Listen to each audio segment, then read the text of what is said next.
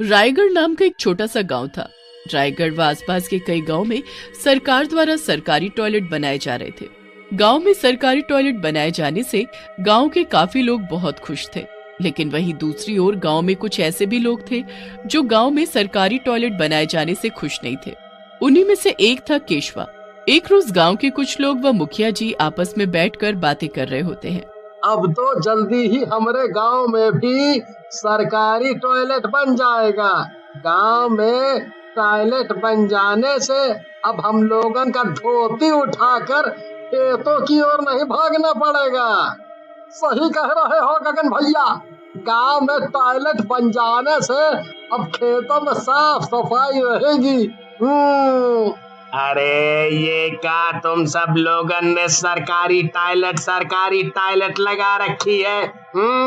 अरे सुबह सुबह खुली हवा में शौच करने में जो मजा है वो बंद कमरे में नहीं।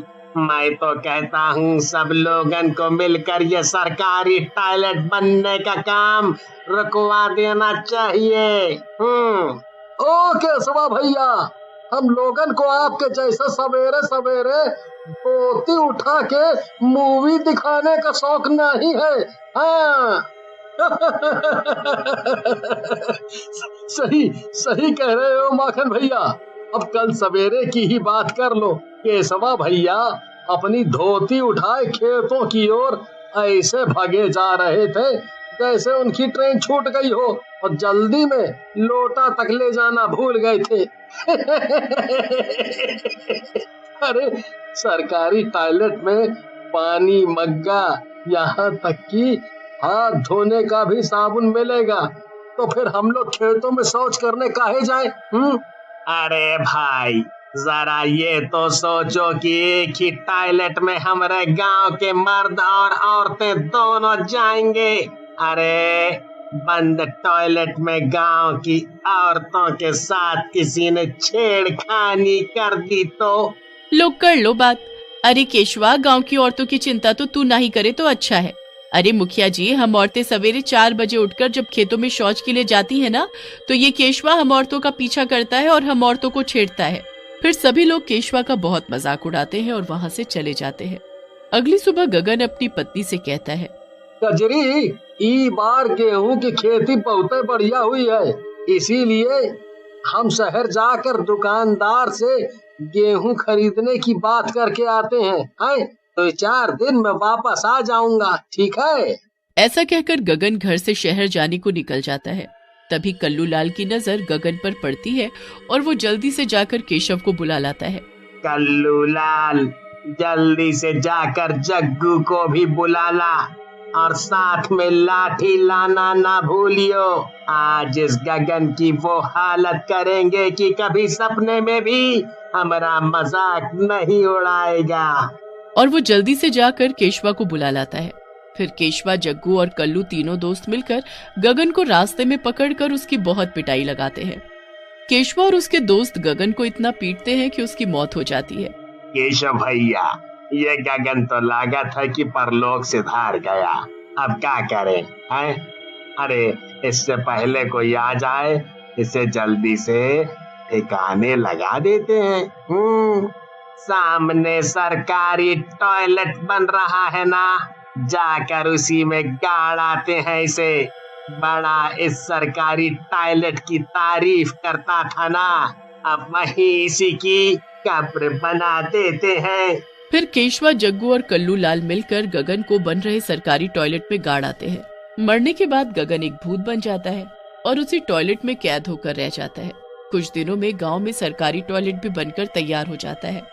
एक रात को माखन को तेजी से 2 नंबर लगता है और वो सरकारी टॉयलेट में हल्का होने के लिए जाता है कि उसे टॉयलेट में से किसी के कराहने की आवाज सुनाई देने लगती है।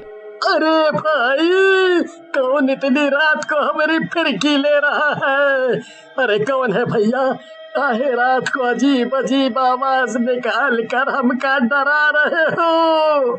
मुझे यहाँ से बाहर निकालो, नहीं तो मैं तुझे मार डालूंगा।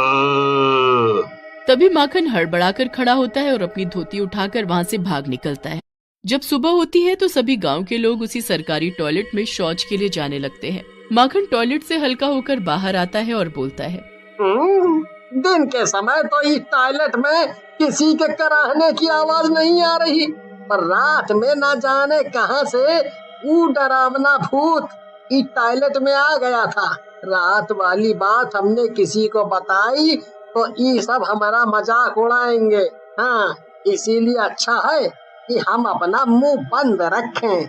क्या हुआ माखन भैया, काहे अकेले अकेले बड़बड़ाए जा रहे हो?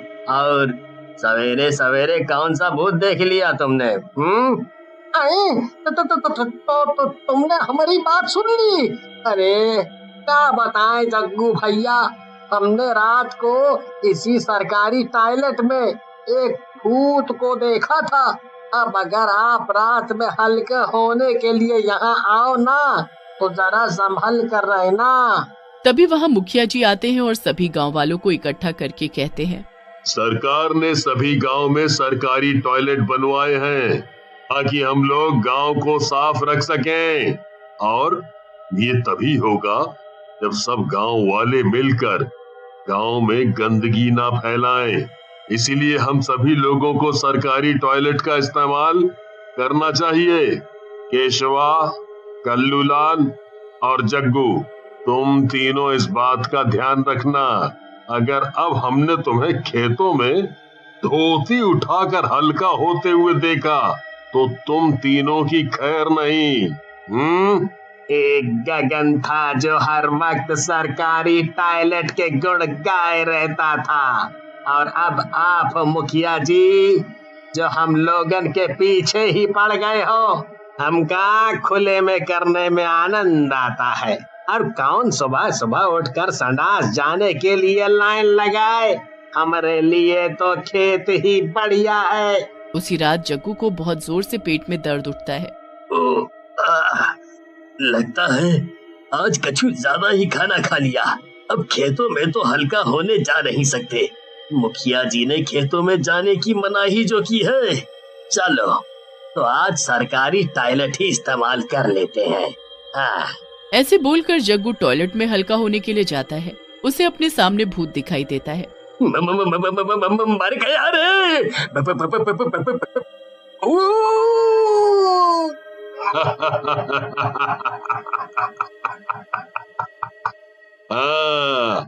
क्या हुआ जग्गू, मुझे देख कर तेरी चड्डी गीली हो गई क्या?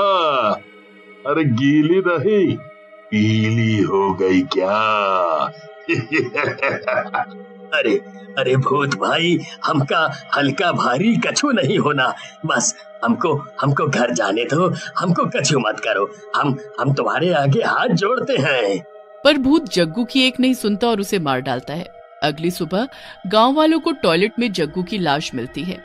ये जरूर उस टॉयलेट वाले भूत का ही काम होगा जो रात को लोगन को पकड़ कर मार डालता है। ये भूत वूत कुछ नहीं होता है। जरूर तुमको कोई गलत फहमी हुई होगी। हम सच कह रहे हैं मुखिया जी, ये टॉयलेट एक भूत का टॉयलेट है जो रोज रात को अपना शिकार करता है। हाँ। अगर सच में ये भूत का टॉयलेट है तो हमें आज रात ही पहाड़ी वाले तांत्रिक बाबा को बुलाना होगा। अब वही इस भूत का कुछ कर सकते हैं। फिर सभी गांव वाले रात के समय इकट्ठे होकर तांत्रिक बाबा के साथ उस टॉयलेट में जाते हैं। तांत्रिक बाबा टॉयलेट में खड़े होकर मंत्र पढ़ना शुरू करता है कि तभी वहाँ सभी लोगों को किसी के कराहने की आवाज सुनाई देने लगती है। तभी भूत तांत्रिक के सामने आता है और भूत की नजर केशवा और कल्लूलाल पर पड़ती है। वो उन दोनों की गर्दन पकड़ लेता है। अरे केशवा, आखिर तू मुझे कितनी बार दफन करेगा? तूने और तेरे दोस्तों ने मिलकर तो मुझे बहुत पहले ही इस टॉयलेट में दफन कर दिया है। भूत जी, ये आप क्या कह रहे हो? फिर भूत मुखिया जी और बाकी गांव वालों को सारी बात बताता है। हाय रे केशवा, कल्लू, ये तुम दोनों ने क्या कर दिया? अरे हाथी जितने कीड़े पड़े तुम दोनों को। मेरे पति को मार डाला रे, मार डाला। फिर भूत केशवा और कल्लूलाल का गला दबाकर उन्हें मार डालता है और दोनों के मरते ही गांव के लोग उस टॉयलेट से गगन की लाश को बाहर निकालकर उसका क्रियाक्रम कर देते हैं, जिससे भूत की आत्मा को शांति मिल जाती है और वो उस टॉयलेट को छोड़कर चला जाता है।